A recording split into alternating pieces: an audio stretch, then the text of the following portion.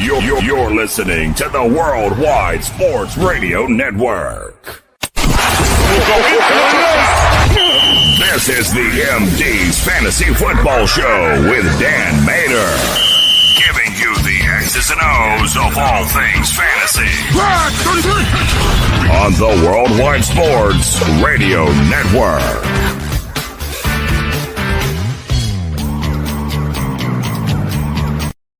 Hello, MD Nation. Welcome into the show. We are back, baby.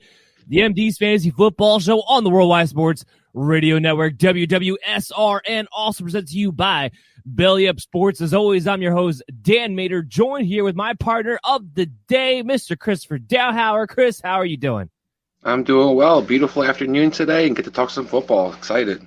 Gorgeous. Finally. I mean, I thought winter was never going to end. I know. It's about time, right? Rusty claws were just holding on for dear life. But finally, here on the East Coast, it's 75 degrees, and it feels like a beautiful spring day, and we have beautiful football things to talk about today as well. We are continuing our NFL draft recap, fantasy analysis, and overall NFL draft grades. We're going to be talking about the Broncos, the Eagles, the Bears, the Cowboys, the Chargers, the Vikings, the Patriots, the Cardinals, all in today's show for you guys. Unfortunately, though, we had some news kind of kick off about 10 minutes ago. Antonio Brown being sued for assault and battery. Now, to be clear here, this is not a new case. This is an extension of a criminal case that was already settled that he wound up, not getting any criminal charges for. So now he's being sued for. So this is not something new. This isn't something the Bucs were not already aware of. So if you are looking at what is Antonio Brown's value, especially from a dynasty standpoint, if you have him on your team, are you going to have him? It doesn't sound like this is something that is going to affect his playing ability with the Buccaneers from all standpoint, from all considerations, that there's nothing new that has happened with Antonio Brown since, the last batch of incidents, but still not out of the legal troubles yet. Chris, are you concerned at all? I mean, I'm a little concerned depending on how far back they can kind of push the court cases. You always have that concern that if it becomes something that hits the court, will it affect his practice habits, will it affect his game time playing? So I do have some slight concerns, but I do think that hopefully this kind of gets resolved before the season begins. Hopefully it does.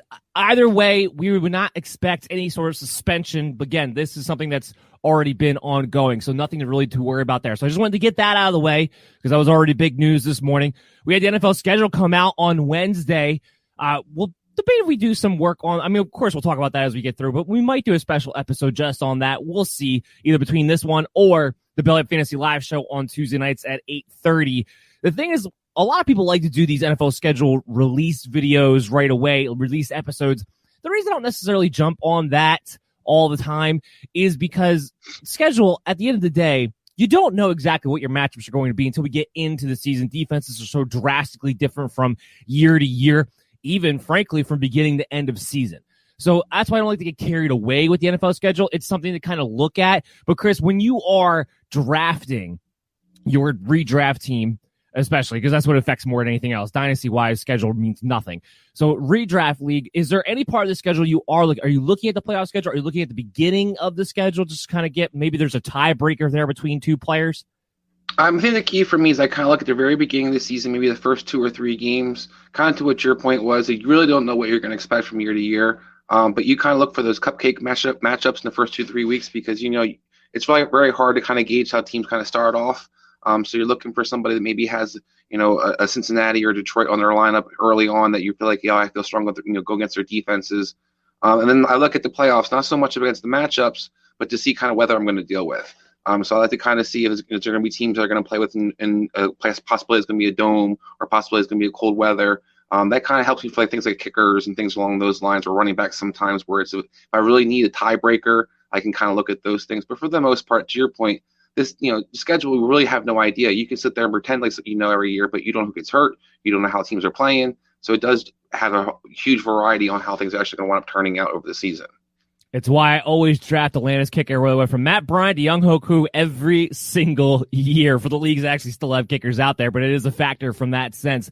So, again, today's show, we're going to continue on with the NFL draft recap. At the end of the show, We'll have a mailbag segment. We have some interesting poll questions I want to spend a little bit more time on talking today than we normally do, just because some of the results I thought were kind of interesting based on that. But before we get into the minutia of the show, I want to give a shout out to our sponsor of the day, Symbol. Wall Street meets sports gambling in this innovative app. Symbol brings the fun of being able to play for the long term by purchasing, selling, and trading stocks of your teams. When your teams win, you win a payout. When you lose, you don't lose any money. The value of your team's share is all that matters, and it's easy to use. Just download the Symbol app on your Play Store. Use the promo code MDSFantasy for a $10 deposit of at least $10 or more. Join the fun of investing in your team for the long haul, where the sportsbook edge is put back into your pockets as the player. For the latest and most fun in sports gambling, download Symbol. And again, use the promo code MDSFantasy for $10 off or $10 deposit on your next $10 bonus. So, Chris, let's get into it right away. The first team that we're going to be talking about is the Denver Broncos. They had the 9th pick overall. They were interesting there with Patrick Surtain. From a fantasy standpoint, we're going to spend some time talking about Javonte Williams for sure. But give me a quick comment on them taking Patrick Surtain over, let's say, a Justin Fields at the pick 9 when they were so linked to quarterback leading into the draft, and one was actually available to them. I mean, I think it's definitely a very interesting pick. They seem to be fairly content with the Drew Lock or Teddy Bridgewater becoming their starter. I do like the Bridgewater move. I do think he fits the system, and he's with Pat Shurmur before. But I do have some curiosity of how it unfolds for them. He did pass on a possible quote-unquote franchise quarterback. Fields would have fit their team very well as well. I'm not a big Drew Lock fan, so I probably would have pulled the trigger on that deal, or maybe even try to trade down and get some more picks, possibly maybe add to the Chicago pick. But I'm a little surprised they still took number 9 and took Patrick Surtain. But I also think that they were pretty concerned about make sure they got a corner. And they seem to understand that their teams were kind of jumping up and getting different guys, so they maybe were trying to stay in town to Dallas and get that corner. I'm not going to fault them. One, like you said, they traded for Teddy Bridgewater. They didn't feel the need for quarterback as much. There's still, to this day, seems to be a lot of rumors around them still being a real possibility for Aaron Rodgers, depending on what happens in Green Bay. And they wound up pulling off that trade. Then the Patrick Surtain pick looks really, really good, because when you're in the AFC West, the number 1 team that you have to beat is the Kansas City Chiefs. You need guys who can cover to have any chance to do that. So that's why I don't really knock them for doing this with Patrick Surtain in that instance. And unlike Carolina, who we talked about in last week's show, if you want to go back and check it out on your favorite pod streaming apps or on your social media accounts at BellyUpMDFF Show to rewatch that video, they took J.C. Horn, who is not my top-rated corner at that point. So at least they took the top-rated corner there. This is a team that's very, very good in every aspect. The only question is going to come down to the quarterback. But let's talk about this team from a real fantasy perspective, and that's going to be the question on everybody's mind, and that's Javonte Williams. And I'll bring up one of the polls that we did this week since it's kind of related here. Javonte Williams or Melvin Gordon, which one has a better season in 2021? 72% voted for Javonte Williams for 28% to Melvin Gordon. Now, do I agree that by the end of the year, it's more likely to be Javonte Williams as the lead guy than not? Yes, I do. But that split, in my mind, was drastic and surprising, because it's going to be a committee. It's going to be a pretty even split with these two. And because Melvin Gordon is the veteran running back in a Pat Shurmur system for at least the first 2 months, if not more, I would expect the workability, the productivity, the touches to favor Melvin Gordon a little bit more over Javonte Williams, barring injury, of course, with all that being said. So I was surprised to see that wide of a split. Who would I take? It depends on what my team's shaping up to be, because now that you have both of these guys, you are in a situation where neither one of them should be being drafted that high. But this is where the poll really, really digs in for me. Another variable to it is why I find it interesting. That means, in my mind, when you get a gauge on the public of how they're feeling about a particular player, that he is going to get pushed up. And I would not be surprised if you're talking half-point PPR 12-man leagues, which is usually what we base our rankings off of on this show, that he's going to get pushed up into the 3rd round. That's going to be too high for a guy that I would not expect at any point in the season to ever get 70% of the workload. At most, it'll be 60%, and that won't be in the beginning of the year. It will be Melvin Gordon first. until it's Javonte Williams. That's how Pat Shurmur works. He gives it to the veteran running back first, especially one that's evenly matched. And they have no reason not to use up Melvin Gordon because it's the last year he's going to be there. So I'm not going to go crazy over that. And because of that, I definitely won't be drafting Javonte Williams because his ADP value is going to be too high for the workload. But Melvin Gordon, who now might drop like a rock if this plays out the way the public is talking about it, the way they think about it, he could actually wind up being a value in the 8th round or later. Because again, he'll be a flex play if he's seeing 50+% of the work, which is a very good chance, at least at the beginning of the year, he will, and be somebody that maybe you flip because people are getting frustrated by the fact that Melvin Gordon isn't just disappearing.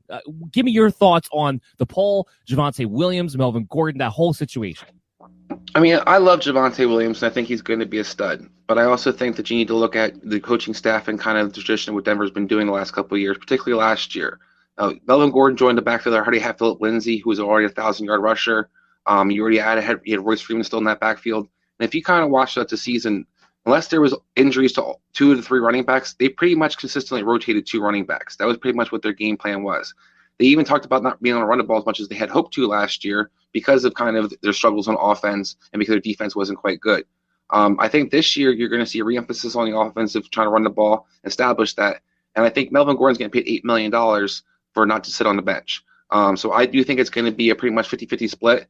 You might see that maybe shift to a 60-40 kind of as the season progresses, but I'd even be surprised if that necessarily happens. Melvin Gordon can catch the ball. I think this is more of a reflection of people kind of being more about the hype of Javonte Williams right now, and then also have the hatred for Melvin Gordon for some reason. But Javonte Williams wasn't sole running back in North Carolina. He did split carries.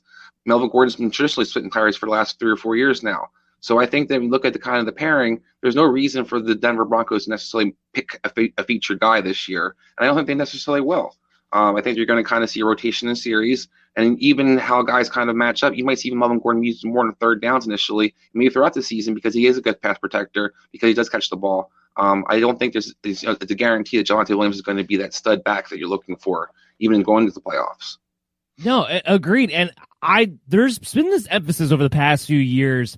I've noticed this especially with rookie running backs where guys, everyone has his mindset like, oh, if it's a really good rookie running back, he's going to take over by the end of the year, and he's going to be the reason why I go on to win a championship. That could be the case. It's not like that hasn't happened. Of course, there's precedence for that. But to just bank on drafting a guy who, like, again, I would suspect that his ADP will be in the top 3 rounds. Just to draft the guy on the hope that he's going to take over at the right time for you for your playoff run is, quite frankly, very, very ballsy on your part as a fantasy football owner, and to just take the regular season for granted. We talked about this, Chris, off air, that people seem to just take for granted that they're going to make the playoffs, and all they need is that guy who's going to take them over the top. You play in some competitive leagues. I know we do. You can't just take for granted that you're definitely going to make the playoffs. So I'm not going to just build my team off of that, especially a high draft pick. When you draft a guy in the 3rd round, and this goes back every single year, I'm usually the guy who cautions you against a certain rookie. Now, some rookie running backs, like Najee Harris, for instance, will be drafting in the 2nd round, feel completely great about that because we know he's going to get all the touches. But too many times you get these rookie running backs who are not in a position to take over the bell cow work, especially not right away. And it's a question as to when that would happen. And they consistently get drafted in the 3rd round or even higher. And when you have those top 3 round picks, that's the core of your team from start to beginning, from start to end. You cannot just take that for granted. Maybe it does work out, but that is a lot of risk that you're putting on a key component of your lineup. I mean, am I wrong? No, I mean, absolutely. I think that when you're going your first 3 rounds, you pretty much want to guarantee these are your studs. And you're looking at kind of how the board falls accordingly. And if you're going to pass on, let's say, a Michael Thomas this year in the 3rd round because you want to jump on Javonte Williams, that's going to be not just, super guts. It might be stupid in the long run because you're passing out a lot of times that talent might be pushed down the board where there's some guy that you thought may go in early, but now you're forcing yourself to take a guy that's there because you think he's going to be good in the playoff time. And like I said, you also need to look at the situation. We saw different guys come in, and like Kareem Hunt came in and started for Kansas City right off the bat. But you see most cases, particularly if it's an established running back in the backfield already, getting paid $8 million, it's not going to be what everybody thinks it's going to be, where it's guy's going to come in and automatically be crowned the starter and get 20 touches every game. You're going to even have some games where you might be annoyed, but you see Royce Freeman out there sometimes over Javonte Williams. And if you start off 0-2 in your season, that's how you miss the playoffs really easily, or you start panicking on your team. You lose games regardless of when the season happens. You can miss the playoffs. I mean, I know you talk about how competitive our playoffs can be. Usually it's that 1 or 2 games that kind of gets you in there or out of the playoffs. And if you're just sitting there like, I don't care at the beginning of the season, you start off 0-2, good luck kind of getting the playoffs. You might not make it. And then even if you have Javonte Williams in the playoffs, there's no guarantee all of a sudden he's going to be this star for you. Now, dynasty-wise, and we'll just mention this quickly, Javonte Williams, I have him ahead of Travis Etienne. I'm not saying Travis Etienne's in a good situation. I'm not trying to take that away. But I still have Javonte Williams ahead of Travis Etienne.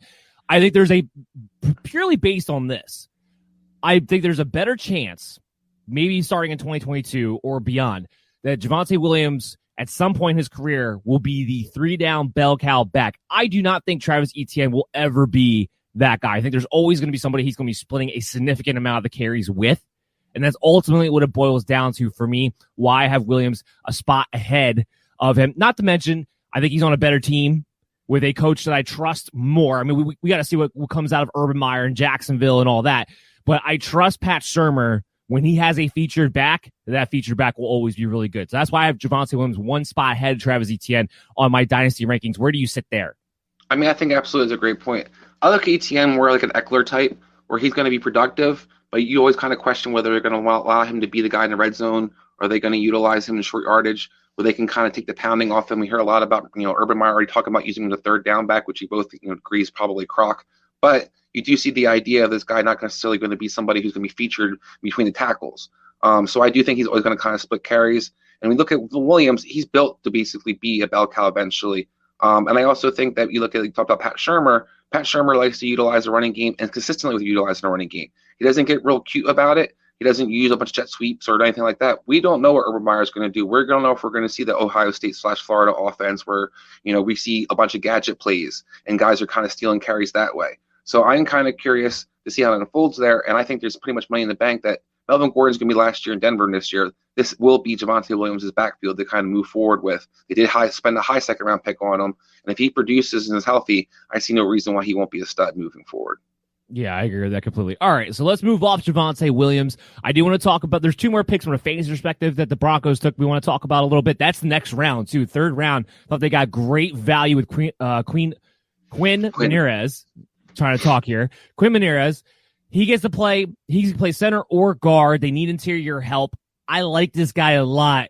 He just prorates out to be an offensive lineman who's going to be a very good starter for the next 10 years. It's tough as they come. Great run blocker. Chris, what do you think Menarez is going to be for this Broncos offensive line? Is he a starter day one? Because I think he might be. I mean, it's kind of curious to see what they're going to do with the tackle position with Jawan James out for this season. Will they kick one of the guards outside or presently in there? I do think he has a clear-cut shot to be the starting center. If he does, they do decide to stick him at center. And he's a big boy at center. And we kind of see how, Ragnow has been excelling at the center position for Detroit. He's a very similar skill set in a lot of ways, maybe not quite as nasty and physical, but he does get a good push, is decent press protector, and I think that it does have some production for them where you can see Denver, especially when the weather starts getting colder, they're going to be able to get physical with teams, and teams are going to have a hard time trying to stop the 1-2 punch of Melvin Gordon and Javonte Williams at the middle. Well, I was going to say, too, he reminds me a little bit of Alex Mack because even though he's not as nasty as Ragnow, he does have the athleticism at that size that you don't normally see. It's why I hope he plays center because he could be a really big difference maker. And when you have that kind of guy, especially you're talking about red zone, goal line carries, guys who can get the push in those big-time situations, he's great for guys like Javonte Williams. So that was a great pick by them. The other fantasy pick that we'll talk about was Seth Williams. They took in the 6th round. This is a guy that I thought would be a nice little sleeper pick. When he sees the field, not really sure because he's going to a team that has a lot of good young receivers already that play the perimeter. I look at this, I don't even know exactly when he would be able to overtake Tim Patrick. So from a dynasty perspective, which is the only way you're looking at this anyway, he's somebody that I wouldn't mind having on the taxi squad, but you're going to have to probably have him there. And then maybe this is a guy in 2023, a couple years away. We'll see how things shake out for him if he becomes something. But one of the bigger wide receivers that were going late that I think has an interesting skill set if he ever gets the opportunity. What do you think about Seth Williams on the Denver Broncos? I'm a little disappointed Seth Williams got drafted by the Broncos because I'm kind of with you. I thought he had some sleeper value. He's able to track the ball down the field. He's going to be a productive guy down the field. People kind of underestimate how he can get on top of people, and he's actually able to stretch the field. But I do worry about his usage. basically, if you draft him, you're hoping that Cortland Sutton's not re-signed by Denver. Because if he is, right now you still have Judy in front of him. You still have, you start talking about Patrick, but you're still going to have a lot of those guys they vested, Hamler. You still got Noah Fant. They haven't really used particularly all that effectively yet. So they have a lot of different weapons in place that you kind of feel like when you look at the team, where does he fall in the food chain? Is kind of lower on the totem pole. Now, maybe he gets lucky like Patrick did, or, Deshaun Hamilton did last year, where when there was so many injuries, you get a little stretch there where you look pretty good. Maybe you're productive. But overall, we looked at the draft capital invested in Denver Broncos receiving core. He pretty much falls at the end of the totem pole. And if they bring out Sutton, I don't know if he's ever going to really see the field do anything. Yeah, it's the one downfall about him getting drafted by Denver. Looking at the Denver Broncos draft overall, I was very impressed for most of it, all the way through. The picks that we didn't talk about, they had a second, third round pick, Baron Browning, the linebacker. Then they go with Caden Stearns, safety, with their fifth round pick. They didn't have a fourth rounder. Jamar Johnson, that was a nice one that I liked quite a bit, the safety position. He's going to back up, learn behind Justin Simmons. They have some really crazy depth there with their second, fifth round pick. Kerry Vincent Jr. was their seventh round pick, the cornerback. Jonathan Cooper, which I thought was an interesting seventh round pick and some nice value there, defensive end. And Marquise Spencer, defensive end, with their third and final seventh round pick. So, Chris, give me your NFL draft grade for the Denver Broncos. I give the Denver Broncos a B+. I think that overall they did a great job kind of addressing some of the key needs and making sure they had depth in key positions. I understand the kind of questioning of whether they should have took a quarterback or a Surtain. And they hired Kyle Fuller, they brought in Darby. But when you look how Denver's kind of constituted after last year, I can't blame them. They were down to like their sixth corner, seventh corner they were throwing out there at some point. Yeah. So I can understand that, having the idea like, hey, we can't get to that point again. And so what you were talking about before, your key competition is Kansas City. So you have to be able to kind of match up with some of those guys out there. That's where these safeties are really going to help a lot of the ways. The three different safeties you can throw at a Travis Kelce. You can play a lot of nickel and dime and be able to use some of these guys by the line. Stearns and Johnson in particular, I think, are steals. They both have great range. It kind of makes the Justin Simmons signing a little bit more questionable now in a sense, because now you actually have guys who might be a little cheaper that you could have used that money somewhere else. But that defense, you're locked into that contract now for a little while, though. They are, exactly. But you look at that defense overall, adding some key linebacker depth, I like Browning, they could be really, really good. You're going to have Von Miller if he's healthy back. You're going to have Chubb on the other side. You have ability to have good linebackers now, and you're good at all three levels. It's going to be one of the better defenses possibly in the NFL this year. Should be a top five defense. It really should be. It could be. And if that offense can be just productive enough, that's going to be the key. Now, I do think Bridgewater should be the starter. I kind of throw all this on the fact that he will be the starter of that B+. If he's not the starting quarterback, then I drop the Denver grade, because I feel like you cannot go with Drew Lock with the system and way that you're set up right now. There's no way they made that trade and not start Teddy. I mean, there's just absolutely no way. I think that a lot of things that you're kind of still remain to be seen where it could actually even be an A is, I do think that there's a lot of link to him and Aaron Rodgers. I think that's pretty much, if Aaron Rodgers is going to move on, it's going to be to Denver. And they pretty much set themselves up by not taking another quarterback. They made sure that they have that ability to kind of eat Aaron Rodgers' contract and be able to kind of put him out there versus wasting a Jordan Love pick on a quarterback at number 9 there. Yeah, exactly. B+ is the correct answer. It's not an A, because everything is still contingent on what happens at the quarterback position by the time we get to week 1. If it's Teddy Bridgewater, it's a B+. They got good value all the way around. It was a good, solid draft, but that is going to be the question moving forward. Let's get into the Philadelphia Eagles, and I love that their first-round pick right away is going to be great for fantasy purposes. Devonta Smith there at the wide receiver position. They trade up to the 10th pick. We had another poll talk about Devonta Smith. We're going to save that for later on in the show, though, because it talks about a few different wide receivers and some takes that I want to have on that. But, Chris, Devonta Smith, we talked about all offseason long. We didn't have him as high on our boards, I should say, as most did. Not because we hate Devonta Smith, not because we didn't think he's a really good player, but just because we didn't think he was better than Waddle. Definitely didn't think he was better than Jamar Chase. And it was debatable for us if he was truly a more complete, better wide receiver than Rashad Bateman.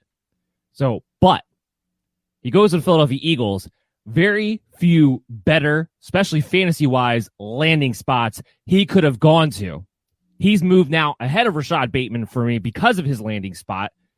I even have him, in dynasty purposes, ahead of Jalen Waddle or I shouldn't say ahead of. I have him as a 1A, 1B, that second spot to Jamar Chase when it comes to him and Jalen Waddle, because he found himself in a situation where I believe he will be featured the way he needs to. We broke down the tape, broke down Devonta Smith. We said the big thing is that he's going to have to be allowed to move around the formation. If you just line him up on the perimeter, if you just line him up on the slot, teams will be able to take him away. But if he's always getting versatile and in motion and being the featured guy to get the ball out in space, he's very, very good. Very, very good in that situation. He landed in the spot where I see no reason why that would not be the case. And I have some numbers here in front of me. I said Rashad Bateman was going to be the Justin Jefferson of this draft. That changed as soon as the draft happened. It's going to be Devonta Smith's going to be the Justin Jefferson of this draft. Now, does he put up the same exact numbers? I'm not sure. But the point of he will be the best rookie fantasy wide receiver of this class. I have no doubt about that. Last year, Justin Jefferson finishes as the wide receiver 6. I bring that up to say how valuable Devonta Smith, his ceiling, could be a wide receiver 1 because of the situation that he fell into. Jalen Hurts between weeks 14 and 16. So he started 4 games during that stretch because week 17, remember, he got benched halfway through for Carson Wentz because the Eagles were a mess. Weeks 14 to 16, he was QB3, throwing the ball to pretty much one guy and running. He's going to be able to get the ball to that one guy. That I trust him to be able to do. In that time span, Jalen Hurts threw the ball 113 times during those starts. That prorates out to 600 pass attempts over just a 16-game season. Now we're in a 17-game season. That means on a percentage, if Devonta Smith's the number 1 guy, he should be getting 35 to 40% of the targets of the wide receivers from this group. I'm doing a little preliminary projections right now. I wanted to tackle this. That means he should be looking at a minimum of 100 to 120 targets based on a 16-game season, which means 110 to 130 targets based on a 17-game season, basically. If he gets between 100 and 120 targets in this offense, he is looking at the possibility of being a wide receiver 1 overall his rookie year in 2021. That's how the numbers break down for me. What do you think about all that? Hey, I'm not ready to go that far with it. I think Devonte Smith is definitely going to be one of the better receivers in this draft and possibly finish with the top, rookies. But whether he's not going to finish in the top 10, I'll bet money on that. There's no way I think I'm saying his ceiling's there. I'm not projecting him to definitely finish top 10. I think his ceiling, though, is top 10, top 12. I think there's some key things when it comes to what Justin Jefferson did last year to keep in mind for people. Number 1, you had Adam Thielen on the other side. So you have somebody who commanded attention. When you beat the second or third corner, it's much easier than beating a top-notch corner. Devonta Smith is going to be the guy who they pretty much are trying to take away for the receiving game other than the tight end position.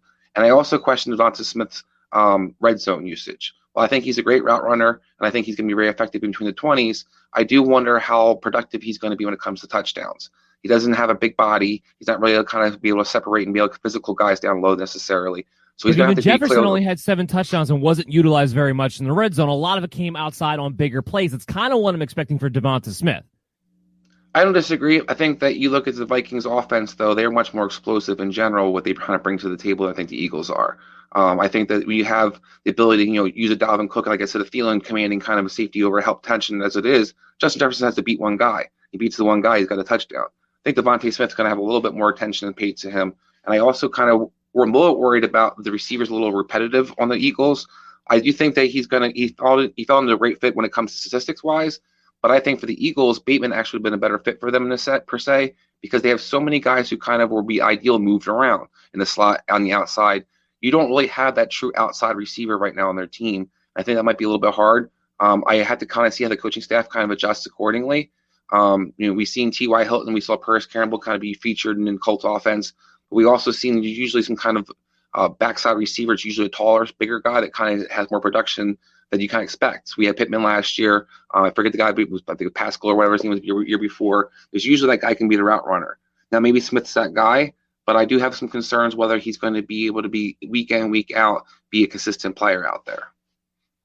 Look, I hear what you're saying, and I agree with you. Minnesota Vikings offense in general was better last year than the Eagles will be from an efficient standpoint. But there's going to be more volume here when it comes to Philadelphia. That defense is still not very good. I still think they're the worst team in the NFC East, quite frankly. And I think a big reason why, and that's a big reason why I wanted to prorate out Jalen Hurts' passing numbers. He threw it a ton when he played. I don't see any reason why he's not throwing it a ton again. So by sheer attrition is where Devon Smith, one, has a huge floor in my mind. But two, why the ceiling is there in this situation where maybe he's not as efficient as Justin Jefferson, and I don't think he's going to go for 1,400 yards. But I think it's going to be close enough, and I think top 12, remember, Jefferson finishes wide receiver 6. I think top 12 is just, it's in the cards for Devonta Smith. So in a redraft thing, then how high would you be willing to go on a Devonta Smith? What round would you be looking to take him in? I mean, that part, again, until I'm done all my projections, hopefully sometime in June, I'm not going to have a real clear-cut idea exactly where, but off the top of my head, given where I would expect his floor to be and his ceiling to be, I would very much have him as a strong wide receiver 2, which means you're talking about 3rd, 4th round in 12-man redraft leagues and half-point PPR leagues. So that is about the range off the top of my head that I think you're looking at. Okay. I was just curious because I think that's a little rich for my blood. That's where I kind of feel like I think there's still going to be guys that I trust a little bit more in that 3rd, 4th round than I trust Devonta Smith being that stud that you're looking for. But I do think if he hits, like you're saying, and people do believe he's a Justin Jefferson, then you have to kind of take that shot in those rounds for him. The key will be is that while I would value him there based on the numbers that I am looking at, the key will be rookie wide receivers tend to go a little bit later when you're talking about those redraft leagues. So while I'll value him here, I wouldn't be shocked if you're ADP and you're getting him a value of 5th or 6th round and more in the high-end wide receiver 3 territory. But the point is that this is the guy you attack because the numbers support everything about Devonta Smith having a great rookie season. Now, outside of Devonta Smith for the Philadelphia Eagles, and I'll put it back up here to refresh everybody's memory, I love their 2nd-round pick in Landon Dickerson. Absolutely. Here's the only drawback, though. Philadelphia Eagles are known to have an offensive line that's never healthy. Landon Dickerson's coming into this situation, a guy who his biggest problem is staying on the field. When this offensive line is healthy, it could be very, very good. Now you added Leonard Dickerson to the fold, and it could be actually a pretty good mauling and actually have athleticism too across the board. Can he stay healthy? And if he goes down, this is what I'm worried about. When you have that many offensive linemen who have a history of not being able to stay on the field consistently, you become 2 completely different teams. When Elaine Johnson goes down, when in this case, when Landon Dickerson goes down, when Brandon Brooks goes down, when that happens, you become a completely different offense. So when these guys are healthy, I'm going to expect them to be able to run the ball, move the ball, do whatever they got to do. When they're not, you're going to have to drastically adjust. So it's my only concern about getting yet another injury-prone offensive lineman. But we both agree, when Leonard Dickerson, he's out there on the field, this is going to be one of the better offensive lines out there. You can give me your take on Landon Dickerson. I mean, I absolutely love this guy. I know that he has some injury concerns, but most of those things are major injuries. He tore it in the ligaments. That's not something that you're kind of worried about necessarily in today's NFL, where guys, once they get their surgery, they can kind of usually bounce back. You're worried about the guys who kind of have the ongoing things that are degenerative things. He doesn't have any of those kind of key issues. So it looks like, if he's able to rehab properly, he got kind of penalized for being hurt at the end of the season, basically, in a lot of ways. Now, he had got some injuries while he was still in college, but for the most part, they're major things where, like, you can't, you're not worried about a guy tearing his ACL necessarily going through the surgery. Usually they repair now. A lot of times they're even stronger than they were. And I think when you come to what the Eagles are set up to be with right now, you have incredible insurance. You have, if Kelsey, anything happens to Kelsey or Brooks, which we've seen happen in the past, that team definitely struggles. Lane Johnson is pretty much their best offensive lineman, but the interior is the key to the Eagles being effective. And I think that when they lose some of those guys in the interior, that's when they struggle. People seem to focus on, like, when the Peters and the Dillard thing, you can chip it at left tackle. You can make sure you can make adjustments. But if you have no push in the middle, that's how you have the horrible running game, and that's how you have Carson Wentz looking gun-shy last year, where he couldn't step into his throws. I think this ensures you moving forward that you always have a strong middle.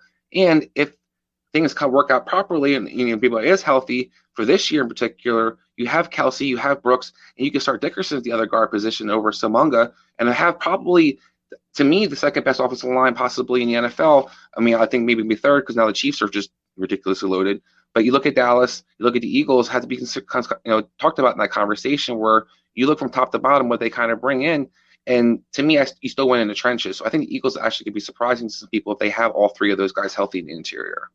Yeah, I'm glad you brought that up because I was going to say the biggest difference that people are going to notice about this Philadelphia Eagle team is for years they had a good offensive line, but you had Jason Kelsey, who was always undersized the position, and it limited their ability to be able to run up the middle.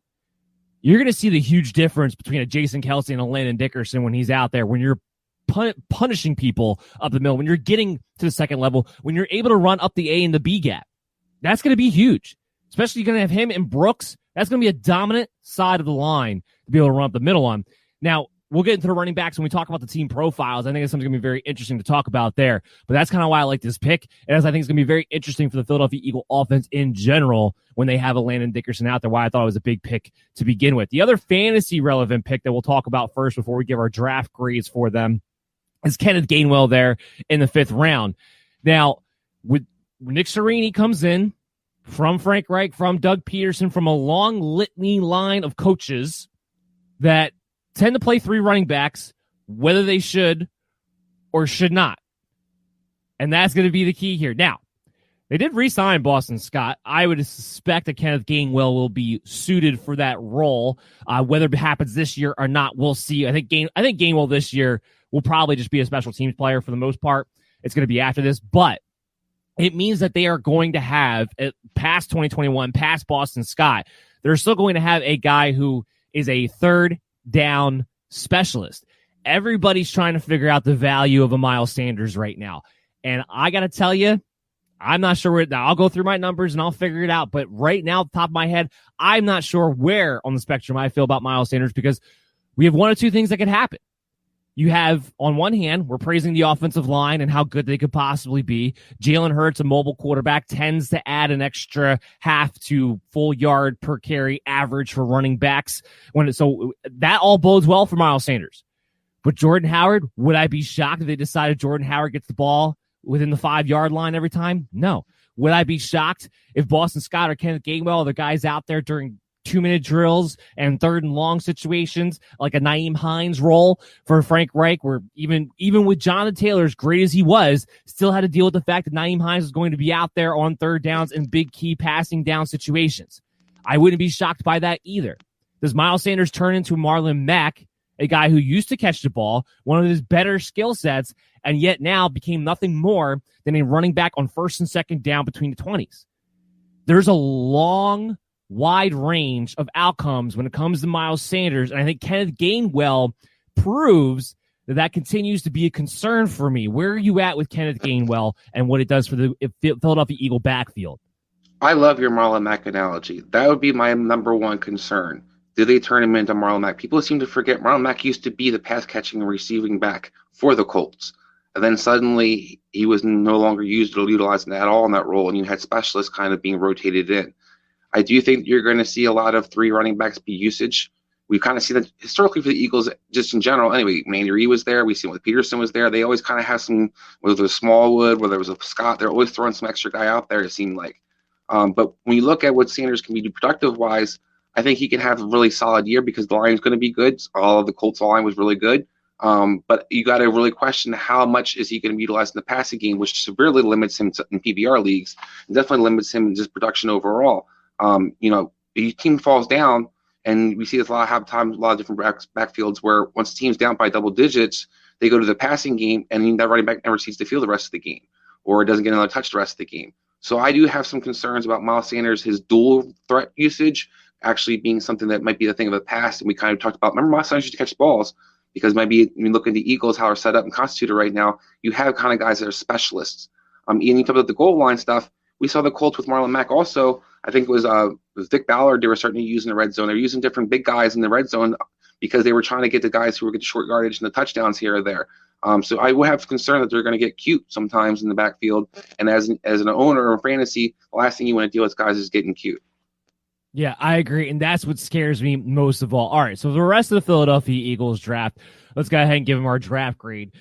They took Milton Williams, I thought was a good pick, defensive tackle in the 3rd round. Zack Mcpherson, the corner there in the 4th round. Came back with Marlon Tuipulotu and the defensive tackle in the 6th round. Taron Jackson, defensive end in the 6th round. They had a lot of 6th-round picks. Jacoby Stevens, safety, 6th round. Patrick Johnson, an edge player in their 7th round pick. Chris, give me the draft grade on the Philadelphia Eagles. So I was strongly considered giving the Eagles an A-, but I gave them a B+, just for the simple fact that I think I wasn't big on the trade up for Devonta Smith, and I wasn't big on them necessarily taking him there over Bateman. But looking at the rest of their team, they got tremendous value, in my opinion. Dickerson in the second round was just a steal. Milton Williams, remember that name, people. Like, a lot of times people forget how Aaron Donald came in. He was a high draft pick, but this guy has a lot of skills that Aaron Donald kind of brings to the table. Quick step, quick hands, tested off the charts, and very productive in college. Because he went to a smaller school, people seem to knock him. I guess he's not Trey Lance, so only Trey Lance gets the excuse for playing in a small college and still can be productive. But this guy has a lot of things he brings to the table. Don't stop trying to give me bait. Stop it. But I also look at the Zack Mcpherson pickup. Like, people are kind of questioning what the Eagles did in the secondary. Zack Mcpherson is a ball hawk. He has the ability to kind of play some one-on-one coverage. He's going to be a good tandem to Slay. So I think that was a steal. And then even the later rounds where you guys got they had Jackson and Johnson, both those guys were productive pass rushers. I'm a big believer that guys are productive in college, their pass rushing actually produce in the NFL versus guys who are supposed to have the skill set to actually have sacks but don't get any in college, and suddenly they're going to learn how to in the NFL. Both these guys, have been averaging almost over a sack a game. Guys, for both those guys. So I think they're good with steals. And the Eagles, traditionally, when they're good offensive line, defensive line, they have a pretty strong team.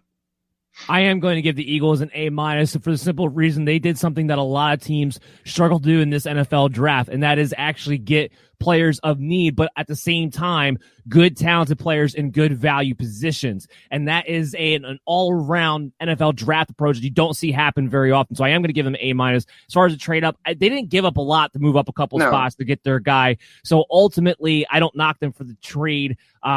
Maybe could they have waited? Possibly, I don't know, being how the rest of the draft kind of wound up playing out from there on. We'll talk about that. Maybe they could have stopped there and played, but being that they didn't give up that much, especially considering some of the teams that we saw, the amount that they gave up to move up different spots in certain areas, I'm not going to take that away. Go ahead. No, it wasn't a terrible trade. I don't mean that so much so, but I think it cost them where they actually could have, for me, they needed to add another player or two in this draft. They really could have added another receiver to that whole receiving core. I think they need to have somebody with some height. There was definitely some guys that kind of slid around the fourth, fifth round that you can kind of take a shot on. And they need to add some more. And then I wouldn't have stopped. It was just Mcpherson in the secondary. Their secondary to me is one of their Achilles heels, and I think they should throw an extra pick or two there. I understand what they did with the lines. I understand the value. But I don't think they really needed Kenneth Gainwell, for example. I think they could have addressed something different. If you're going to take a Dwight Smith, you don't take Gainwell, in my opinion. You take something that's going to actually complement your team better. I do agree. I think that Kenneth Gainwell was a questionable pick there. Let's move on to the Chicago Bears. There's a lot to talk about with the Chicago Bears. A lot of surprising things to talk about with the Chicago Bears. Of course, they lead off not only the first round pick, he's a new franchise quarterback. I think he's going to start week 1. Justin Fields, trade up to 11 to get him. They needed this move. Matt Nagy, Ryan Pace, they now put themselves in a position beyond all odds that them saving their jobs is actually now in the cards somehow, some way. It would be shocking to me. It would still be a mistake in my mind, but now that is in the cards. They could possibly have saved their job on this draft. Now, Justin Fields, from a fantasy standpoint, again, I don't think anybody out there can convince me that Andy Dalton's going to play week 1. I don't see it. I think Justin Fields is automatically more talented than everybody. He's going to bring in a whole other element to the offense that they need to have because they don't have a lot of playmakers to begin with. So Justin Fields is not going to have to be a quarterback. He's also going to have to be one of their biggest playmakers. I don't see a reason why he's not the starter week 1. So I'm going to project him off of that assumption until we find something else out, in August in training camp that would say otherwise. But up until that point, I'm going to assume he is going to be the starter. Trubisky was QB 11 from when he came back for his second starting stint from weeks 12 to 17. Now, there's a couple differences between the two.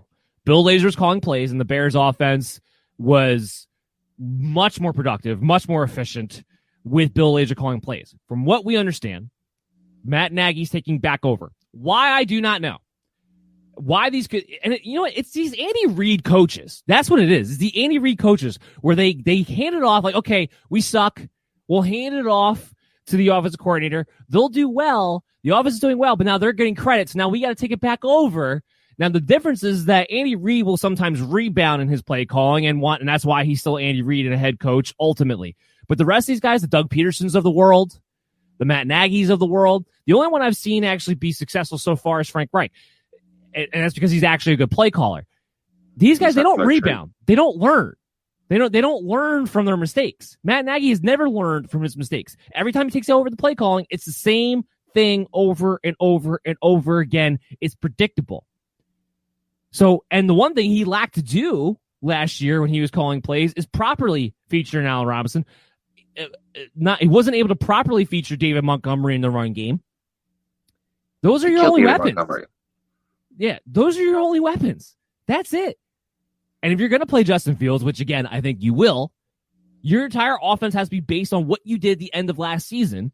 And because Justin Fields is a much better playmaker than Mitchell Trubisky is, you'll actually be in a position to be a better offense just based on keeping it simple, based on getting Allen Robinson open in space, moving him all around the formation, and running RPO action with David Montgomery, opening up some extra holes that your crappy offensive line would not otherwise be able to open. That is going to be a big factor. How long Matt Nagy holds on to the play calling, my hope is, maybe they have a little bit of a rough September and he hands it back over. But that's best case scenario. So that is something we have to keep in mind. But again, I go back to this. While I think Justin Fields would have been better off in a situation where he could have developed a little bit, I do think in this offense, it's set up for him to succeed in his rookie season because it's going to be very simple. Hit Allen Robinson or run. Hand the ball off to David Montgomery or run and do play action based off of that. So because of that, because it'll be very simple, because you'll have to be a playmaker, Justin Fields, I believe, will be a top 10 quarterback as a rookie and somebody I'm going to be very much targeting in redraft leagues. From a dynasty standpoint, he is my number 3 behind Zach Wilson, ahead of Trey Lance, ahead of Mac Jones, because you're going to get that value year one for sure, and because of the legs, ultimately. And you're in a position where you're going to be able to utilize those two. You're going to have to, because there's not going to be a lot of playmakers to be able to go to. So when I look at Justin Fields, I get very excited about his fantasy output, and he's going to be one of the quarterbacks that I'm looking to target late, because I'm not targeting quarterbacks with double-digit rounds. I expect Fields to be there because of how many quarterbacks are out there that a guy like that is going to be available. And I just talked about Jalen Hurts, how he was QB3 during his starting little stint. I see no reason why Justin Fields, I'm not saying he's going to be QB3 overall for the entire season, but why he's not able to give you that kind of production because of his legs, because of that floor, and because he does have an Allen Robinson to throw the ball to, which he can get it to very accurately. He's always been able to hit his number one target. I believe Justin Fields has a hell of a floor with a great ceiling. I'm going to probably have him in my top 10 quarterbacks for 2021. Go ahead, Chris. I mean, I can't argue that. I think that Justin Fields has one of the strongest floors when it comes to the rookie quarterback class this year. This guy's going to be, when he's utilized, has the legs. He's in an offense that I kind of question the upside, so to speak, I guess, with him, because I do think that he's going to have solid production. The Bears, because of limited playmakers, because of Matt Nagy, as you kind of pointed out, I do have some concerns about how effective they have become scoring-wise. One of the things that Matt Nagy seems to have, not only not be creative, he seems to be very blatant when he's going to run the ball and when he's going to throw the ball. He puts his quarterbacks in shitty situations, crappy situations, constantly. Like it's 3rd and 7, 3rd and 8. We saw that happen to Jimmy G last year in San Francisco and how that kind of worked out for him. You can easily ruin a solid quarterback by putting constantly 3rd and 8s, because you're just running the ball tackle up the middle. I mean, David Montgomery basically was running out of the league, according to everybody, the first 8 weeks of the season. And suddenly when Bill Lazor got taken over, suddenly he's productive and suddenly he's effective. Well, it's not a coincidence. Montgomery's not a bad player. The coaching was horrible. The running game and how to use the running game was horrible. I do have some concerns whether that's going to affect Fields' upside.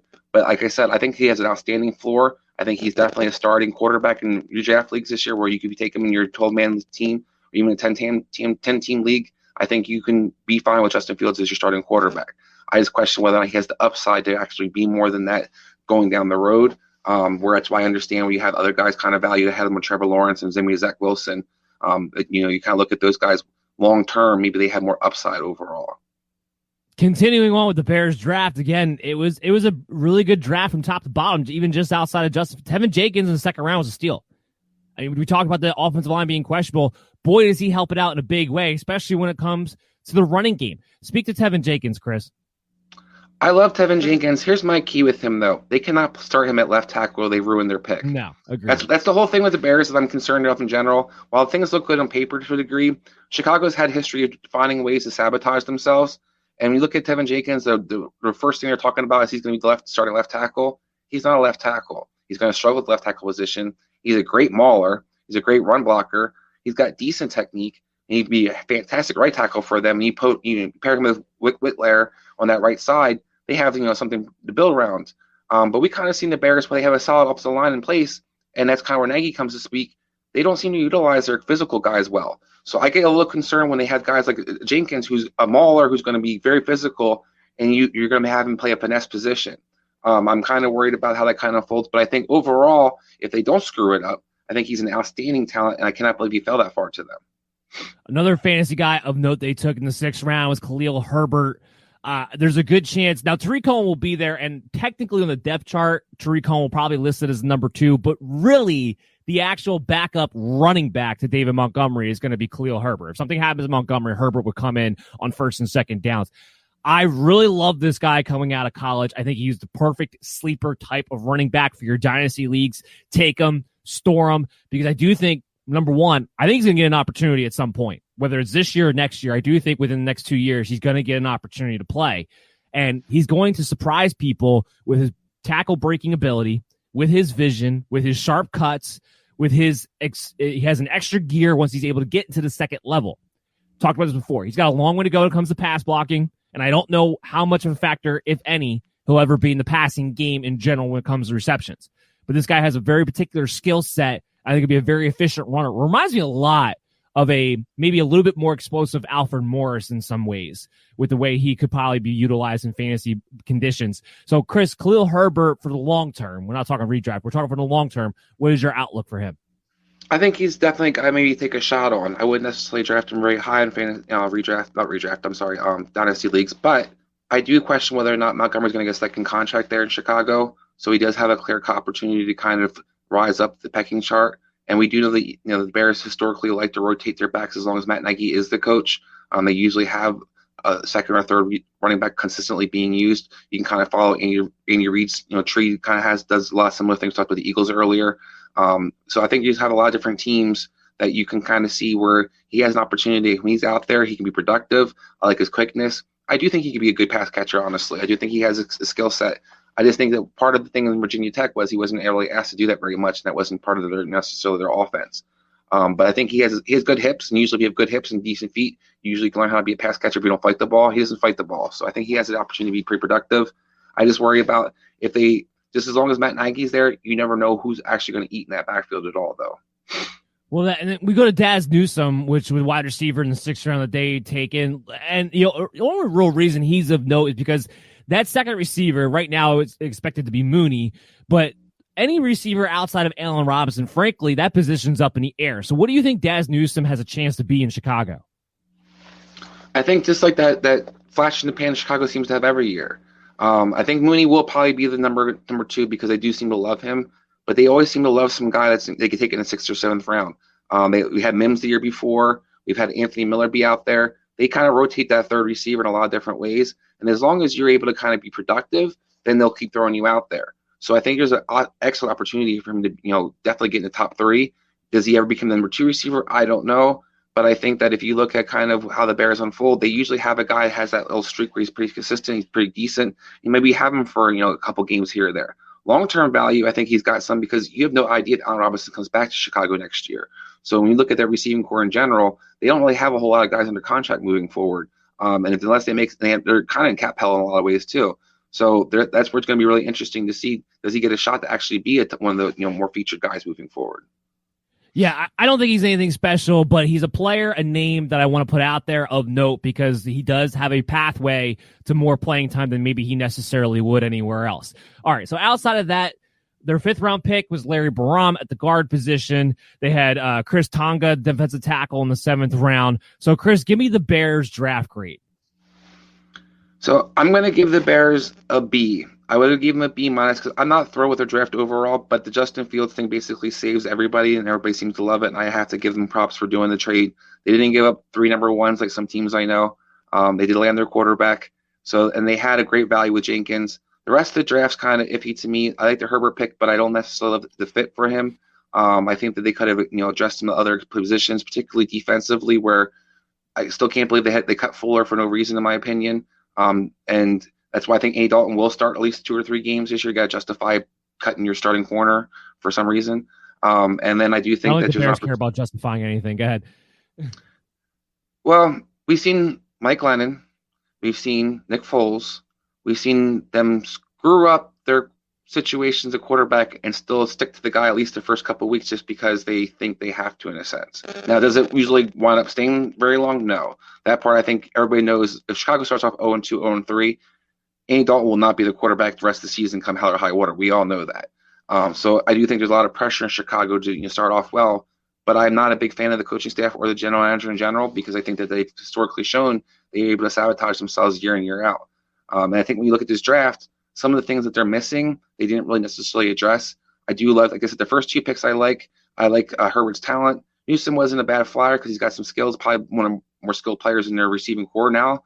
But the rest of the draft's kind of like, will you make the team or are you anything, even worry about? I give him a B+ because you single-handedly made a draft move that could actually save an entire regime's job that really I don't think anybody expected. I didn't expect them to still have their jobs going in 2021. I really didn't expect them to have their jobs going in 2022, and now they actually might have that. You get a B+ just because you actually probably saved your butts a little bit. So let's talk about the Dallas Cowboys. And from a fantasy perspective, there's not going to be a lot to talk about because they went all defense. But I want to talk to that point, Chris, when it comes to all receiver. Defense. They took one wide receiver, yeah. They took Faco because of the Cowboys. Because the Cowboys are so low at the wide receiver position, I don't know when, if, or ever he sees the field. But let's talk about their draft in general. Them going all defense pretty much. We both love the Micah Parsons pick. The Kelvin Joseph pick was a little questionable, but still a decent corner and a position of need. Does this draft, with all these defensive guys that we like, or I shouldn't say all, but a lot of the defensive guys that we like, especially the value they got, especially guys like Jabril Cox in the 4th round, a very good pass rusher, they got value there. Does this change their defense this year enough where they might not be the leaking sieve that they were a season ago? And does that change the fantasy value? Because one of the big reasons everyone's excited about Dallas is not because they're so loaded on the offensive side of the ball, but it's also because last year you had to drop 40 to have a chance to win if you're the Dallas Cowboys. Does that continue this year with this draft in your mind? So I think you're going to see a slight reduction offensively because I don't think there's going to be a need to score 40. I don't think Dallas is necessarily going to pump the brakes and try not to score or be a super conservative offense as a result of that. But I do think the defense is going to be markedly better. I'm not a big Dan Quinn fan, but when I look at their draft, I like the pieces they have in place. They have things to kind of build on each level, which I think is key for Dallas. One of those key things is a linebacker. Dallas seems to always, for the last few years, kind of go as their linebackers go. It was Sean Lee for a while there, Van Der Esch, Jalen Smith. When those guys are healthy, Dallas's defense is usually serviceable. When those guys aren't healthy, suddenly it becomes complete Swiss cheese because you can run the ball and you can throw the ball all over Dallas. Now that you have such depth at the linebacking position and so many different playmakers, you can kind of eat an injury or two, and you don't have to have that dramatic drop. And in fact, if as long as those guys are healthy, you might have the best linebacking, receiving duo or against receivers duo there is. Well, not just duo, but I think guys who can actually cover backs out of the backfield and tight ends out of the backfield. Coverage guys is the word I'm looking for. Sorry, probably the best coverage linebacking crew in the NFL. Parsons can cover. I mean, one of the big things being for Cox, I don't know how much he's going to see the field necessarily this year, but Cox can. That's his strong suit. And in a division and in a lot of teams where teams are utilizing that flex tight end in a lot of ways, and have people have a hard matching up, or you can run the ball because they do. Dallas is going to be one of the few teams that can actually have 3 or 4 linebackers out there, and you can't necessarily just spread them out and attack them. And then I think you also look at kind of some of the sleeper things with the Quentin Bohannon thing in the 6th round. They got some girth in the middle for a change. So not only you have those linebackers that can fly around, you guys got some guys that can actually plug up that middle. Now Dallas isn't going to be a spectacular secondary, but we've seen historical teams when you can stop the run, then you can kind of limit the passing game. All of the 49ers for a lot of times when they had the old coaching staff with Harbaugh there, you can see them kind of playing in almost a way of kind of keeping guys in front of it, making tackles. I see this Dallas team is wired very similarly. They have big corners. They have guys that can kind of get deep in safety. They keep plays in front of them, and that way they can kind of stop the runs, focus on the pass. It's not going to be a lights-out defense per se, but the defense I think will be tremendously better than it was last year. They have bigger size. They have bigger size. The big thing, and you hit on the head there, is that with guys like Micah Parsons and Jalen Smith, you have versatility at the linebacker position where they're going to be able to rush the passer. They're going to be very good stopping. And that front 7 in general, that defensive line underachieved last year. And if you're going to be able to finally stop the run, which I think they will be able to do to some degree this season, and you're able to focus now on what's going to be bigger, man-to-man, beat you up at the line type of corners, you're going to have an identity on defense, which is something they didn't have. And that in and of itself will make them much better than they were a season ago. It's why the Cowboys are my number one team in the NFC. But ultimately, for the people out there who are like, where do we go? We'll just take away from the offense production. No, that offense is too good to be held in check. I think this makes this a very good, or possibly potentially very good Dallas Cowboy team. But I'm not worried about any of the fantasy production really falling off. Well, I was going to say, other than the fact 45 points out of Dak Prescott every week.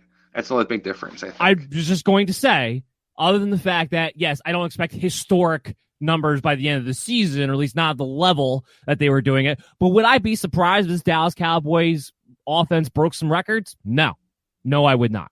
So I think ultimately that goes hand in hand. We got to hit a break. We'll come back on the other side. We still got a few more teams to talk about. Mailbag segment for you guys. So stay tuned to the MD's Fantasy Football Show on the Worldwide Sports Radio Network, WWSRN, right after this. It's the Worldwide Sports Radio Network. You're listening to the MD's Fantasy Football Show on the Worldwide Sports Radio Network. And welcome back to the MD's Fantasy Football Show on the Worldwide Sports Radio Network, WWSRN, also presented to you by Belly Up Sports. We've been draft recapping, guys, and we talked about the Broncos, the Eagles, the Bears, the Cowboys. Now we got to get through the Chargers, the Vikings, the Patriots, and the Cardinals. A lot more to talk about here still, of course, with the mailbag segment all at the end. So let's jam-pack this in, Chris. Starting off with the Chargers here. Actually, before we do that, my bad. We got to give a shout out to one of our sponsors of the day for this segment, Monkey Knife Fight. Monkey Knife Fight is a daily fantasy sports gaming website with a number of unique ways to win money on your favorite sports and players. It's a mix of daily fantasy and prop games. So just download the app or go to monkeyknifefight.com with the promo code BELLYUP for a $1-to-$1 match on your deposit of up to $100. That's potentially an instant $100 free to play today when you sign up at monkeyknifefight.com with the promo code belly up. So the Chargers had a strong draft as well, in my opinion. They got some guys of need. They got some guys who are going to make a real big, impactful difference from a fantasy perspective as well, starting off with Rashawn Slater at the 13th pick. Also, Josh Palmer, I think, is going to be interesting at the third round, the 77th pick. Maybe not in 2021, but from a dynasty standpoint, I definitely think this is a guy who's going to see the field and play in a significant way at some point for them. I like Josh Palmer's ability. I think he is a better version of a Jalen Guyton, and we saw who was fantasy relevant at times last season because the big play threat.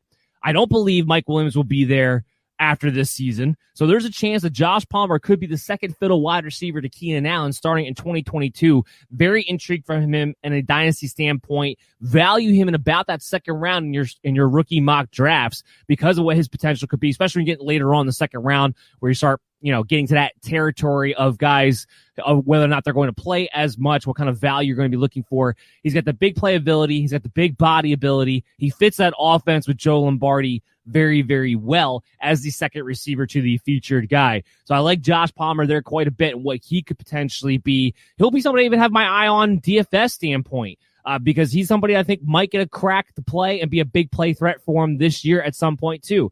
The big thing though is Rashawn Slater. Because what he's going to be able to do for this running game, what he's going to be able to do for Austin Eckler. He's an athletic guy. They love the screens with Eckler. Rashawn Slater's going to go a big way in that part of it as well, along with helping out protecting Justin Herbert and giving him a little bit more time to throw. So, Chris, just talk to me about Slater and Josh Palmer quickly. I think Slater is an excellent addition, and I think that wherever he plays on the offensive line, where he can play tackle, he can play guard, this guy can just ball. So I think he's definitely a great addition. And I think Palmer, you make a good point. The opportunity's there. He has the skill set to kind of push the ball down the field. This guy averaged almost 20 yards per catch in his college career, so he's kind of known for the big play. He's got a good physical skill set, so I do think he gets to kind of a shot in that offense moving forward. I love their second-round pick, Asante Samuel Jr. I thought that was a great value. I thought he definitely could have gone in the first round. He's going to help out a Chargers defense I think is already really talented with Brandon Staley, who was, a great defensive mind coming out of the Rams, making them the number one defense last year. The question of the Chargers is always going to be, can that defense ever stay healthy? Because it doesn't seem to matter who they have. They just always find a way to get hurt no matter how much the talent is. Derwin James will be back Outside of that, I questioned the Trey McKitty pick. That was a little questionable to be in the third round, the tight end. Doesn't really project to be much. And then Chris Rumpf, the edge player in the fourth round. Brendan James, offensive tackle in the fifth. Nick Neiman, the linebacker in the sixth round. Larry Roundtree, somebody that we'll talk about in a second too. I'll kick that to you in the sixth round. Seventh round, they had Mark Webb, safety. So just talk to me a little bit about Larry Roundtree, because the second running back to Austin Eckler is always going to be a question too. We know they'll be involved. Right now, it projects out to be Joshua Kelly. But Joshua Kelly, Justin Jackson, these guys, we know what they are at this point. And you know what? So do the Chargers. So maybe Larry Roundtree, if he's able to impress in camp, could be the second fiddle guy. Go ahead, speak to that. Yeah, I mean, I think this is might be the sleeper in this draft, right, actually, this year, for both dynasty and for redraft purposes. I think you look at a player who profiles as that prototypical number one, number two, first and second down back, I should say, and he pairs well with Eckler. I think he has the best vision by far in the backfield. And I think he's much more of a banger than Jackson, where I think you kind of need a guy who kind of complements is more of a physical runner. And you look at the other guys they have in the backfield, I'm not big fans of theirs, and I think that's an easy opportunity to kind of beat some of these guys out. I think Larry Roundtree was kind of underrated because he's not super explosive, but this guy is a great running back in the sense that he gets what's blocked and he always gets moving forward. He's able to always pick that extra yard or two up by moving the pile. He has puts his foot down on the ground and gets north and south really easily. I think he's going to be a coach's dream in a lot of ways. And I think when you kind of look at the Saints historically, kind of the coaching staff they're kind of building right there, you have usually that physical back, the kind of goal line guy who's kind of utilized in that situation. I think this guy might get. That's going to be the key right there. That's going to be the key right there. What you just hit on, because I think he's very similar to Joshua Kelly. The problem with Joshua Kelly is that he wasn't as good in the goal line as he should have been. So if Larry Roundtree can be better at the goal line, that could be the difference for him to actually take over. And the point is with him is that there's a pathway here for him to find some playing time. I'm not worried about him in redraft leagues until we actually know that for a fact. But right now, when you're doing your rookie dynasty drafts, he's somebody that I'm taking and storing away because he's somebody I'm going to have in my mind later on. Chris, give me the Chargers draft grade. So I give them a B-. I would have gave them only a C because I think overall they reached on most of their positions, but those first two picks, which kind of fell to them in a lot of ways, were Slater and Asante Samuel Jr. I think they're two starters. They're two excellent players and both probably make the Pro Bowl very soon. So I think overall they're awesome. The rest of the draft, I really question the value. Now I think there's production available there. Like I said, Palmer, McKitty probably has the opportunity to be a starter because they have no other tight ends really on the roster. I think I like Roundtree. I think he was a steal, but the rest of the draft, I kind of think they reached in a lot of positions. And this team's not as good as everybody thinks it is in a sense where it's very top heavy. They could have used some quality depth, and I think they kind of missed out on some opportunities. Yeah, I tend to agree with you there. A B- is a fair grade for sure. Let's move to the Minnesota Vikings, who would have been the 14th pick, traded back. Christian Darrisaw winds up being their top pick. From a fantasy standpoint, there's not a lot to break down throughout their draft. They had a lot of picks. Kellen Mond would be the only thing of interest, but Kellen Mond to me is a reach of the third round. Why? Because purely developmental quarterback. I don't think he's anything more. I don't think this is a guy who's ever going to really start consistently. I can't say he'll never have a start because injuries could happen. Maybe he finds himself out there in 1 week. He will never be the consistent week-to-week starter. That will never happen. There's just too many holes in his game. He has too far of a development path in front of him, I believe, to go. But the real indication here, and this is more what I want to talk about, is Kirk Cousins. It's clear that the Vikings are planning to move on from Kirk Cousins maybe as soon as next year if the right opportunity presents itself. So speak more to that idea of Kirk Cousins and the Vikings moving on sooner rather than later, possibly. I think one of the things that's getting hard to justify is that contract that he gets paid. And you always got to pay your top quarterback a lot of money, but Kirk Cousins doesn't necessarily produce like a top quarterback. He's consistently pretty good. He's solid. But we look at the Vikings with their holes and the kind of the cap hell that they're in a lot of ways. They basically had sacrificed a lot of defensive talent to basically pay Kirk Cousins. You're going to have players coming up for deals, and you can't just continue to keep paying your quarterback and little else if he's not an Aaron Rodgers, if he's not a Patrick Mahomes or a Deshaun Watson, because these guys can actually be game changers. But if a guy is just kind of a serviceable guy and a solid guy, then you're going to see a lot of teams when they get to that second, third year of that deal, they're going to start looking to kind of get out of it because paying a quarterback $30, $40 million basically hampers whatever you can do moving forward. You got people who are going to have to get paid, like Justin Jefferson at some point. We receivers aren't going down in value necessarily. So they're going to have people they have to kind of make decisions on, and I think Kirk Cousins is the easy sacrificial lamb for them in a lot of ways. Yeah, I agree with that. It's going to be interesting to see what they do going into 2022. We know Cousins will be the guy for 2021, but what they go to 2022, it's going to be worth monitoring that situation. A couple Could other be picks. good fantasy-wise, though. Yeah, absolutely. The other, Go ahead. I was going to say the other observation that I was making is that this draft was also very good for Dalvin Cook. Christian Darrisaw in the first round. He was my third-rated tackle, and I thought from a technical standpoint, might have been the best one because he is solid technique-wise. And then they pick up Y. Davis in the third round, which I thought was a good guard, but a guy who's going to have to fall into the right scheme. He fell into the right scheme. He's an athletic zone type of player. He falls in that scheme now with Kubiak. This draft was very good for Dalvin Cook. So just speak to that quickly. No, I think that the key is you talked about the linemen they added. They added two guys who are known road graders, are both athletic. And I think that when you kind of look at when Minnesota has in place and Dalvin has in front of him, he's got two guys he can definitely help a lot. Give me their overall draft grade. I mean, they had Chaz Surratt, linebacker, Patrick Jones, the edge, Kenny Nangwu. We'll skip that one. Running back. He's an interesting guy, though. I mean, you look at Nangwu, he's got an ability kind of like Jarrett McKinnon did, where he's going to be an explosive player they can utilize in special teams. They can utilize in the backfield, kind of some gadget plays. But this guy ran a 4.2, so he's got some athleticism. Here's the thing, though. He's never going to be more in special teams as long as Alexander Madison is there. That's going to be the key point when it comes to that. But a guy, because of his ability, I don't mind taking a flyer on him. He's a guy that I don't think you're going to have to draft in your rookie mock drafts. No. You're going to be able to pick him up afterwards, though, and stash him on your taxi squad. That is a name to kind of keep an eye on. We've seen the third string running backs get into place because for some reason, Alexander Madison seems to get hurt whenever Dalvin Cook gets hurt. I don't know how that works or why that happens, but it seems to be the case. Cameron Bynum, cornerback. Janarius Robinson, edge. Smith Marset, I do want you to mention him. This is another name worth noting because of the position he finds himself in. One of our sleepers that we had before the draft. We actually came up in the Belly Up Fantasy Live on 8:30 at Belly Up Fantasy. We talked about him a little bit because he came up in our pre-NFL draft, rookie mock draft. He's a guy with an interesting skill set.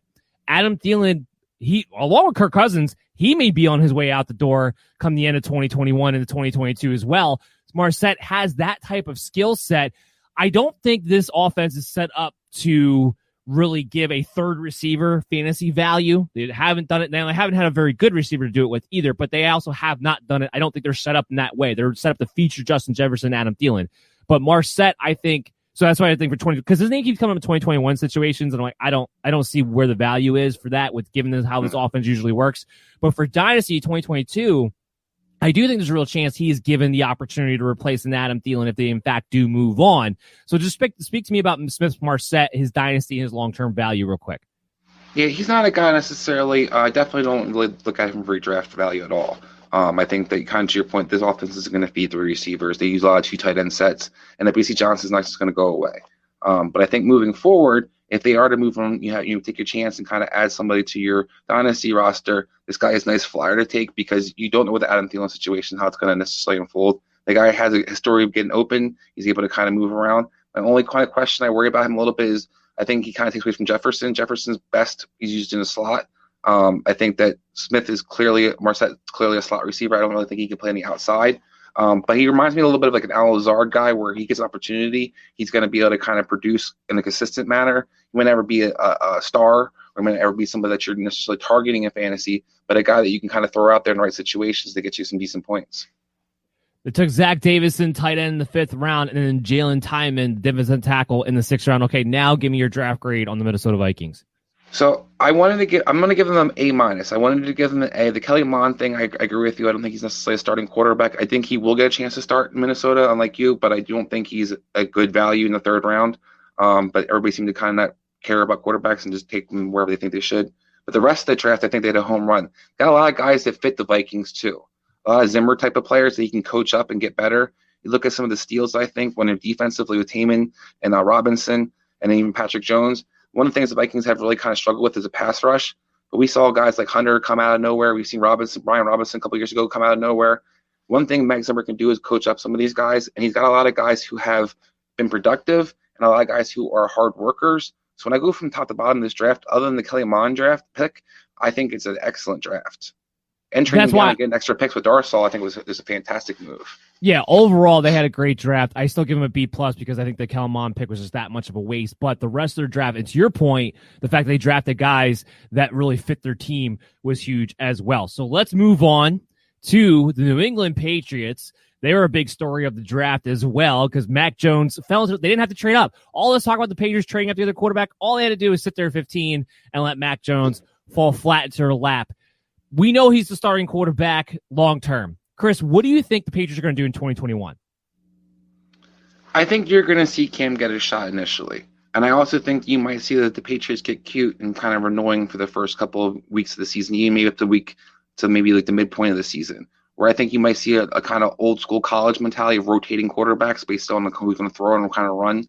We heard some rumors about that with Sinum and Cam a couple, going into last year. They were kind of considering using both of them during the season, during the games. So I wouldn't be surprised if maybe you kind of see some of that used. I think it's stupid, but I think it is a possibility. And then I think that you're going to see Cam get the first shot, basically. I think there's no reason they're going to try to rush Matt Jones out there. The Patriots, nobody's job's on the line necessarily like there's Chicago and some other situations. So I think that you're going to take time. Unless Cam's is awful, I think Matt Jones is necessarily going to be the guy that starts this year. Yeah, it's a tough one for me to decide on because I'm with you. There's no reason to rush Mac Jones out there. You showed you could be a competitive team with all the opt-outs that they had with Cam Newton at the helm last season. But this is why I think Mac Jones is going to start week 1. I think Cam's shoulder's done. I think his throwing arm's done. And I think in training camp and practice, that's going to be too evident to ignore. And I think ultimately, because the way Josh McDaniels truly wants to be able to run his offense, I think Mac Jones will actually be able to overtake. And because they don't have a big financial commitment to Cam, I think there's a decent chance that won't hold them back either. Now, would I be surprised if Cam got the opportunity to start week 1? No, I wouldn't be surprised. But I think there's at least a 50-50 shot on Mac Jones being the starter week 1 because I just don't think Cam can get it done throwing the football anymore. So unless they go in the mindset that they really want to run that type of physical running with the quarterback type of offense, I don't see why you don't just turn this whole thing over to Mac Jones now and get to the offense that you eventually will be running and ultimately want to run anyway from that tree. As far as Mac Jones goes, he's not going to be a guy that I'm looking at in redraft leagues. He doesn't have the top 12 potential of a Trevor Lawrence, or even top 15, frankly, of a Trevor Lawrence, a Zach Wilson, a Justin Fields, those type of guys, because he doesn't have the legs to go with it. And while they have better weapons this year, I'm not expecting the Patriots offense to be a highly prolific offense, but dynasty purposes, I think he's a great pocket passer. I think it's a great fit. I think they will get better offensively. So Mac Jones, I have him ahead of Trey Lance on dynasty purposes because I actually believe he is going to have an opportunity to be a starter for a very, very long time. The only other fantasy relevant player I want to talk about quickly, Ramondre Stevenson. He is going to be his 2021 value is going to be completely contingent on do they keep Sony Michel or not. Even then, it's still, you have to be the goal line guy, because they still have James White. Damon Harris will be the starter. Ultimately, I don't know if I'm just trying to touch New England backfield, but I do like Stevenson from a dynasty standpoint because I don't believe Harrison gets a second contract because they don't pay their running backs anyway. They have to move on from James White eventually, but I do think Stevenson at some point, maybe 2022, will get his shot to start, and ultimately, because of his size, get the touchdown workload. Maybe Bill Belichick looks at him like a LeGarrette Blount, or at least looks to utilize him in that role. So just speak to me about Stevenson and what you think his pathway is. Don't they still have Rex Burkhead somehow under contract still? I think they seem to just always have 5 running backs. Yeah. I am concerned that his production, what it's going to be, because we've seen, traditionally for the Patriots, they don't necessarily stick with a running back. I love Stevenson's skill set. I think he's going to be surprising that he can actually catch the ball for a lot of people. The thing that concerns me, though, is that him and Harris, to me, are very similar, and I kind of question how they're going to kind of pigeonhole one of them, because one thing we kind of read about Josh McDaniels is he loves to pigeonhole his running backs. He likes to make some guy who's the obvious first, second down runner. He likes to make somebody who's obvious to pass catch and get a running back. So, and then we have that, just curveball thrown in there for no reason. I think Stevenson profiles as an actual 3-down back, but I don't know if he ever gets that chance. And as a result, and I'm not really looking at him for redraft at all, but I think when you look down dynasty-wise, I'm not necessarily reaching for him. While I love his talent, I do kind of question, does he ever get his true shot? Yeah, it'll be interesting to see. I do think he gets an opportunity. I just think it might be 2022. All right, the rest of the draft. Christian Barmore, good pick there in the second round. Ronnie Perkins, the edge player in the third round. Cameron McGrone, linebacker in the fifth. Joshua Bledsoe, safety in the sixth. Will Sherman, offensive tackle in the sixth. Trey Nixon, I don't think he's anything more in special teams, so we're not going to bother to mention him. Round 7 was their wide receiver. So, Chris, give me the overall draft grade of the Patriots. I give it a solid B. I really like their depth. I love the Matt Jones pick. I love the Barmore and Perkins falling to them. Stevenson, I think, like I said, I'm a big fan. I think that has opportunity to actually be productive. The rest of the draft, I feel like they kind of reached to all New England seems to do with guys who probably be undrafted free agents in a lot of ways. I think they really needed to add another receiver to their staple. I think Nelson Aguilar, I don't think is the answer. What do you mean? They paid all these veteran wide receivers ungodly amount of money for no reason. Kendrick Bourne's getting paid more than anybody should ever in his position. No. Hopefully they continue to use their tight ends because Janu Smith and Hunter Henry signings made a lot of sense. The rest of those guys, receiver-wise, I'm not big fans of. And you talk about Trey Nixon, I think he has no opportunity to really do anything. Although, hey, you never know, the Patriots, somehow that seventh-round guy becomes something sometimes. So I do think there's a chance. You'll hear some probably hype about him. We heard about Tompkins before. We've heard about every other guy who gets drafted late and has a decent practice. So I'm sure we'll get some hype about him at some point. But overall, I think they really should add one more receiver in this draft. Yeah, I agree. I think a B is the correct grade because the top guys who fell to them in that situation. All right, last team, Arizona Cardinals. I like their pick of Zaven Collins, but fantasy perspective, let's talk about Rondale Moore, wide receiver, second round. First of all, great value that he fell in the second round. I don't know his 2021 value because it's going to, I think I talked about this on Tuesday a little bit. It's going to greatly depend on what AJ Green has left. If he doesn't have anything left, I think there's a real shot here that Rondale Moore could be the starting slot receiver and Christian Kirk gets kicked back out to the perimeter. But I think they're going to want to try to see if they have anything out of AJ Green first. So I think going into it, I think right now the mentality is this. Of course, you have Hopkins on the perimeter, AJ Green on the other side, and Christian Kirk finally getting his opportunity to play in the slot, which I want for him because I think Kirk is a better player than what he has shown, but he never gets to play his actual position, which is the slot receiver position. Really not going to be able to do it now with Rondale Moore there, at least, especially if AJ Green's going to have to move out of the picture, which I believe he will sooner rather than later, quite frankly. So let's look at this. 2021, not expecting a whole lot of value, maybe DFS here and there, depending on how that depth chart shakes out. For me, I'm targeting more because of 2022 and beyond. When I'm not expecting AJ Green to be there, I don't expect Christian Kirk to be there. They're definitely done with the Andy Isabella experiment, thank God. So, DeAndre Hopkins, Rondale Moore, 2022 and on. What do you think about Rondale Moore and his pathway and his long-term value? I think as long as Cliff Kingsbury is the coach, Rondale Moore has a lot of value to me in Arizona. I think that they're the king of the 3 to 5 yard option route offense.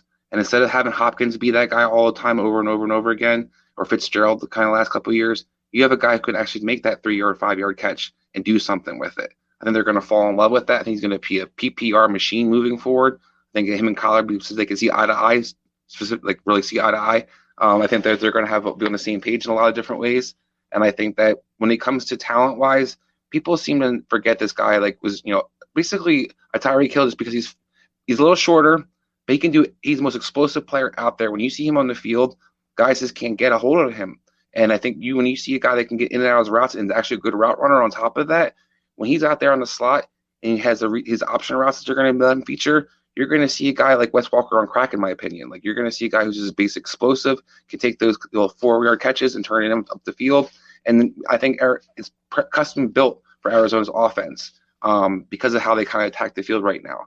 I think that I think he has a huge upside going down dynasty wise. I think this year you're going to see some value too. I think AJ Green is the key, not so much what he has left, but more so does he play the slot or does he play on the outside? Because if Christian Kirk's in competition in the slot, I think he beats Christian Kirk out. But if it's AJ Green, they're sticking in the slot like they did Fitzpatrick and he did that kind of big slot thing, then I kind of worry about Rondale Moore because Rondale Moore cannot be an outside receiver. That part I'm not trying to argue at all. Yeah, this is a wide receiver corps that we're going to have to watch in training camp to really get a good idea throughout August. That's something that we're going to really keep our eyes on as far as 2021 goes. But I'm with you. Rondale Moore fits this offense. He's a great route runner. It's one of the things we love about him. But it's also his explosive ability after the catch that can turn that 5-yard option route into a big play. And if they're able to do that, this offense will finally function the way Kingsbury probably wants it to be able to do so. So I love Rondale Moore, not worried about the 5'7" thing. I think he does create a new precedent that you can actually do it if you have a crazy athletic skill set. He's just special. So when guys are outliers, they have to be special to make it. Rondale Moore is special. All right. So for the rest of their draft, Zaven Collins, again, I liked him in the first round. He fits really well what they do. 4th round, they took Mark Wilson, the cornerback, Victor Dimukichi, the edge, Tay Godwin. That was a nice value pick there in the 6th round, the cornerback position. James Wiggins, the safety. Michael Manette, was just a special teams player. Go ahead, Chris, give me the draft grade of the Arizona Cardinals. So I give them a C+. Well, I love Zaven Collins, and I think that he's an outstanding talent, and he fits their team in a lot of ways. I think that was not their key need. I think they need to address the offensive line in a big, big way. I don't think that Rodney Hudson's the answer to all their problems. I think their tackles still stink. I think their guards still can't get much of a push, and I'd really definitely knock them for that. The rest of the guys are nice upside, especially talent-wise guys. Gowan has, a lot of skills. Marco Wilson tested off the charts. He's a guy who ran like 4.3. He's tall. He's athletic. So they have a lot of guys who are physical specimens on their team. Zaven Collins is 260, but he can play almost 3 positions in the linebacking core. But I also have some questions about how they actually built the team, where I credit guys when they actually address their lines when they need to. I think in a big way, Arizona really need to address their offensive line at some point, especially in that first round where some guys were still on the board, and I kind of fault them for not doing so. I agree. The mail's here. All right, Chris, let's get through these questions rapid fire. First question up, Derby asked me a dynasty trade, Jamar Chase or Miles Sanders. Derby, that really shouldn't be that complicated. Miles Sanders, first of all, we talked about there's a wide range of outcomes for him, but even if, let's say, best case scenario, he's the featured back. He's a featured back for what, maybe one more year after this? Jamar Chase is going to be a superstar wide receiver with a franchise quarterback for the next possible 10. This isn't even a question in my mind, right, Chris? Yeah, I'm with you. I mean, I know that people have a hard time trying to find a running back sometimes for dynasty purposes, but you got to see what Miles Sanders is going to be kind of moving forward. He's getting to him. His contract's going to run out soon. I don't know how much of a future he has still in Philadelphia, which makes him very iffy, where we know Chase isn't going anywhere anytime soon. I agree. Nate asks, should I trade Taysom Hill for Devontae Parker in a super flex dynasty league? No. I don't like Devontae Parker's value with the Tua Tagovailoa. It's one of those situations I'm going to have to see it before I believe it. I don't even know how fantasy relevant he's going to be, especially now they've added the extra weapons to it. They don't seem to have a natural connection.